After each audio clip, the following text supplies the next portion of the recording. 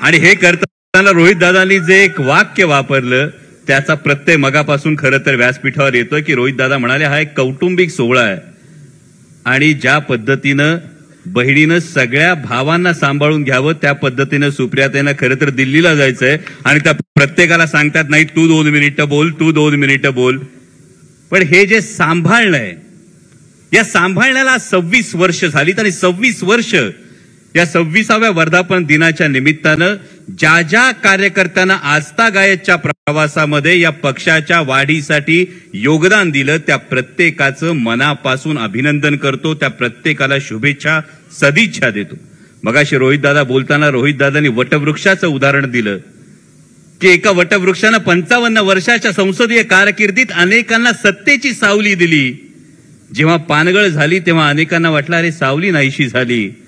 पण हे मात्र लक्षात ठेवावं लागेल, सावली देत असताना सुद्धा पानगळ होत असताना सुद्धा वटवृक्ष स्वतः मात्र उन्हात उभा होता. तो तुमच्या माझ्यासाठी उभा होता. तो आजही उभा आहे. गेली 26 वर्ष जेव्हा नडलेला प्रत्येकाला आशेचा किरण हवा असतो, मग तो शेतकरी असतो, ती माता भगिनी असते, तो तरुण असतो, या प्रत्येकाचा आशेचा किरण, या प्रत्येकाचा आधार म्हणजे आदरणीय शरदचंद्रजी पवार. हे समीकरण संपूर्ण देशात झालं. मगाशी अनेकांनी सत्तेच्या संदर्भात मगाशी जयंत पाटील साहेबांनी फार सुंदर जी ओळ जी लाईन दिली की ही लढाई तुकाराम विरुद्ध नथुरामची आणि त्यामुळे योगायोग बघा. आपण पराभव झाला, सत्ता कधी येणार, सत्तेचं काय, हे सगळी समीकरणं मांडत असतो. पण या पलीकडे जाऊन समाजाचं काय, ज्या समाजाचं आपण प्रतिनिधित्व करतो त्या समाजाचं काय, त्या समाजकारणाचं काय, हा प्रश्न आपण कधी स्वतःला विचारणार आहोत. म्हणजे योगायोग बघा. आज 10 जून आहे. मागे 4 दिवस आधी 6 जूनला छत्रपती शिवाजी महाराजांच्या शिवराज्याभिषेक आपण साजरा केला आणि आणखी 8 दिवसानंतर माऊलींची आणि संत तुकाराम महाराजांची पालखीचं प्रस्थान होणार आहे. आणि या 2 तारखांचा जर योगायोग बघितला तर या पालखीचं प्रस्थान झाल्यानंतर पंढरीला चंद्रभागेच्या वाळवंटात जो वैष्णवांचा मेळा जमणार आहे तिथं 18 पगड जातीचे लोक एकत्र येणार आहेत. जेव्हा समाजात जातीच्या भिंती उभ्या राहत असताना या 18 पगड जातीच्या लोकांचं एकत्र येणं आणि ते अशा देवाच्या समोर लीन होणं की 33 कोटी देव आहेत, प्रत्येक देवाच्या हातात काही ना काही शस्त्र आहे. एकच पांडुरंग आहे, हातात शस्त्र नाही, हात कमरेवर आहेत, पण सगळं जग ज्याच्या समोर लीन होतं. हा जो प्रेमाचा संदेश आहे हा आपण कधी देणार आहोत. आणि दुसरा फार महत्वाची गोष्ट ज्या 4 दिवसापूर्वीच्या शिवराज्याभिषेकाची गोष्ट होती. छत्रपती शिवाजी महाराज तुमचं आमचं प्रत्येकाचं दैवत आहे. या प्रत्येकाचं दैवत असताना आज परिस्थिती काय. परवा एक पॉडकास्ट ऐकला राजू परुळेकरांचा. आपण सगळे शेतकऱ्याची लेकरं आहोत. शेतकऱ्याची लेकरं असल्यामुळे तुम्हाला मला प्रत्येकाला गायीचं महत्व फार जास्त आहे. पण परवा एका पॉडकास्टमध्ये बहुतेक राजू परुळेकरांनीच एक विधान केलं. ते विधान डोळे उघडणारं होतं की जेव्हा समाजाची परिस्थिती कुठल्या बाजूनं जातीये हे जर पाहिलं तर गायीच्या वासराला कळतं की दूध प्यायचं असतं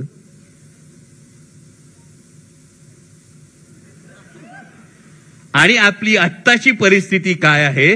राज्याचे काही मंत्री मुलाखतीत काही विधानं करतात तेव्हा खरोखर हा प्रश्न येतो की ज्या पुरोगामी विचारांचा झेंडा घेऊन आपण पुढे चाललो, ज्या महात्मा फुलेंनी बुद्धी प्रामाण्यावर सामाजिक प्रश्न सोडवण्याची जी शिकवण आपल्याला दिली ती शिकवण आपण कुठे विसरतो का. आणि म्हणून छत्रपती शिवाजी महाराजांचा राज्याभिषेक लक्षात ठेवावा लागतो की तोपर्यंतच्या प्रत्येक राजानं शपथ घेताना राजदंड धर्मगुरूच्या हातात दिला आणि सांगितलं माझ्या हातून चुकीचं वर्तन झालं तर माझा धर्मगुरू माझ्यावर राजदंडाचा प्रहार करेल आणि मला पदच्युत करेल.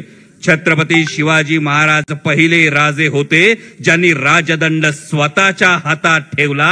हे दाखवून देण्यासाठी की धर्मसत्ता ही राजसत्तेच्या डोक्यावर नाही तर धर्मसत्ता आणि राजसत्ता यांनी खांद्याला खांदा लावून लोकांच्या कल्याणासाठी काम केलं पाहिजे. आणि त्यामुळे या सगळ्या सामाजिक परिस्थितीचा विचार आपल्याला करावा लागेल. जेव्हा सत्तेच्या बाबत कोणी प्रश्न विचारतो तेव्हा आवर्जून सांगा निवडणूक केवळ माध्यम असतं.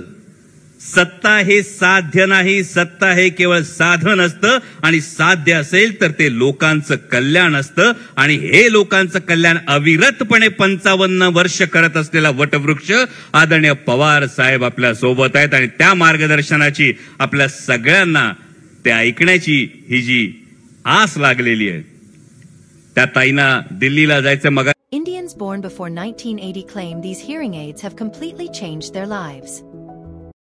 परंतु हा तुमच्या माझ्यासाठी अभिमानाची गोष्ट आहे की आपल्या राष्ट्रीय कार्याध्यक्षा देशाची भूमिका मांडण्यासाठी परदेशात जातात आणि साऊथ आफ्रिकेच्या मुख्य पेपरमध्ये द स्टार मध्ये अख्ख्या पानाची मुलाखत छापली जाते. ती आमच्या राष्ट्रीय कार्याध्यक्षांची छापली जाते आणि या सक्षम नेतृत्वाखाली म्हणजे ताईंना आम्ही कायम गमतीनं म्हणतो पार्लमेंटमध्ये त्या पार्लमेंटरी अफेअर्स मिनिस्टर आहेत. संसदेमध्ये जेव्हा ताई अपोजिशनच्या, कारण संसदेमध्ये जेव्हा ताई उभ्या राहतात तेव्हाच असणारा पिन ड्रॉप सायलेन्स आणि आम्हा सगळ्या खासदारांना मोठ्या बहिणीप्रमाणे त्यांचं असणारं मार्गदर्शन हे पाहता आदरणीय शरदचंद्रजी पवार साहेबांचा वसा आणि वारसा हा सक्षमपणे ही त्यांची लेख चालवते आणि शमलेल्या बापासाठी लेक नारळाचं पाणी आणि लढणाऱ्या लेकीसाठी बाप बुलंद कहाणी. ही बुलंद कहाणी ही अशीच कायम राहू, अशीच चालत राहू याच आपल्या सर्वांना या वर्धापन दिनाच्या शुभेच्छा देतो आणि थांबतो. धन्यवाद. जय शिवराय. यानंतर महाराष्ट्र